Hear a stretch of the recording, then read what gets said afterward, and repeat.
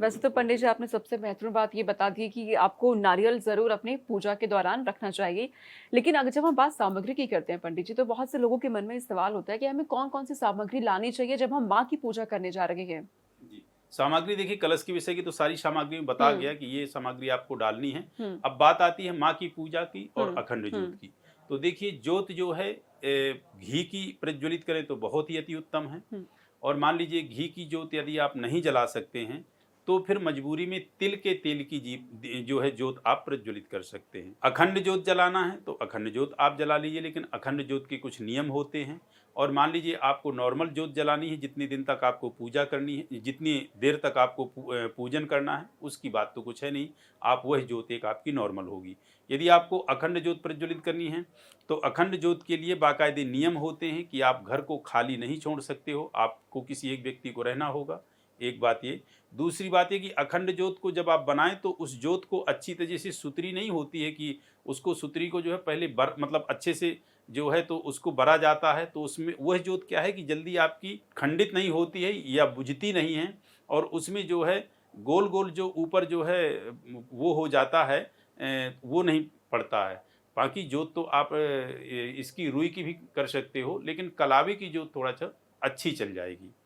जब आपको जोत ऊपर करनी हो, तो उसके मतलब सदैव जो है पहले एक दीप प्रज्वलित कर लें, पास में छोटा दिया रखें, उसको प्रज्वलित कर लें, फिर जोत को आप उसको ऊपर करें।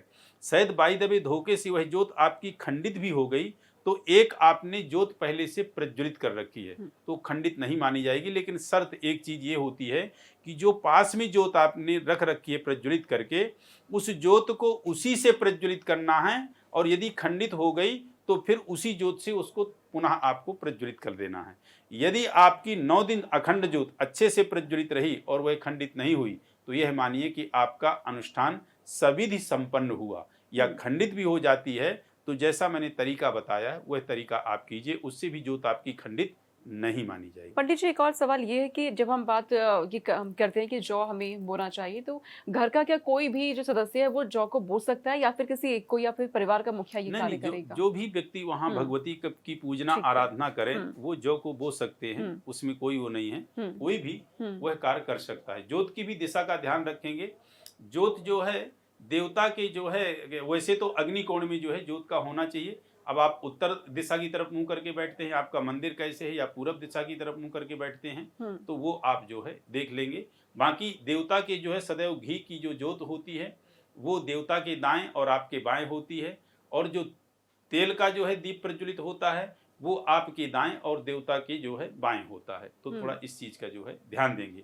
बाकी जब आप जो है कलश की स्थापना कर लेंगे, तो नित्य उसका जैसे भी आपसे हो सकता है पूजन करें। यदि पंडित जी मान लीजिए आपके पास आते हैं, तो पंडित जी तो पूजन बहुत अच्छे से आपका करवा ही देंगे। हुँ, जैसे कि उसमें डेली जो है आप कलश का पूजन करेंगे, तो कलश के पूजन के लिए वो माँ का भी पहले कलश का पूजन फिर माँ का, मतलब कोई भी सामग्री आप चढ़ाते हैं, तो ध्यान रखेंगे कि देखिए उसमें जो है सर्वप्रथम गौर गणपत की स्थापना होती है। कहने का तात्पर्य कि आपके पास गणेश जी हैं और माता गौरी हैं तो ठीक है, नहीं हैं तो गणेश जी तो होंगे ही। यदि गणेश जी भी नहीं हैं, तो सुपारी के गौर गणपत बना करके उस उनमें मोली लपेट करके रख लीजिए। तो जब आप पूजा करेंगे तो सबसे पहले गणेश और गौरी को कुछ भी जो है सामग्री अर्पित करेंगे, फिर कलश में करेंगे, फिर माता जी में अर्पित करेंगे। हुँ, इस तरह से आपका पूजन होगा।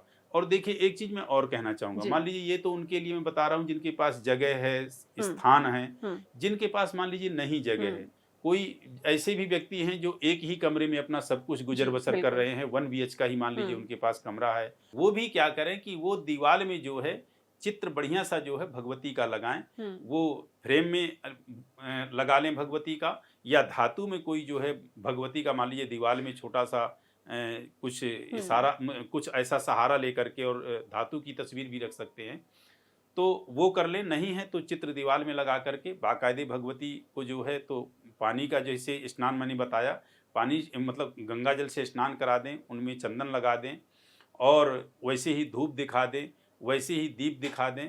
और बाकायदे जो है जो भी आपके हुँ, पास यथा हुँ, भोग है, हुँ, वह आप जो है प्रसाद लगा दें। यदि मान लीजिए कि आपके पास जो भी है हुँ, उपलब्ध है, आपके पास पंचमेवा है तो पंचमेवा आप जो है काजू किशमिश का लगा दें, इलायची लगा दें, मिश्री लगा दें, कुछ भी जो भी हुँ, यथासंभव आपके हुँ, पास प्रसाद है, और बाकायदे माता जी का जो भी कुछ आपको आता हो, जो भी मंत्र सिंपल आता हो, वह मंत्र का आप जाप कर ले। नहीं आता है तो दुर्गा चालीसा का पाठ कर ले। मेन वहां पे आपकी क्या है, भावना।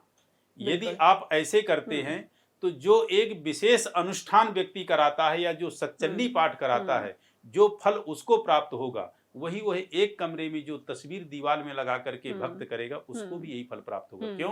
क्योंकि भावो ही विद्यते देवो न पषाणे न मृडनमये। भगवती हो या भगवान हो, भक्त की भावना पे वास करते हैं। उस भक्त की यदि भावना विशिष्ट है तो भगवती उस पे भी कृपा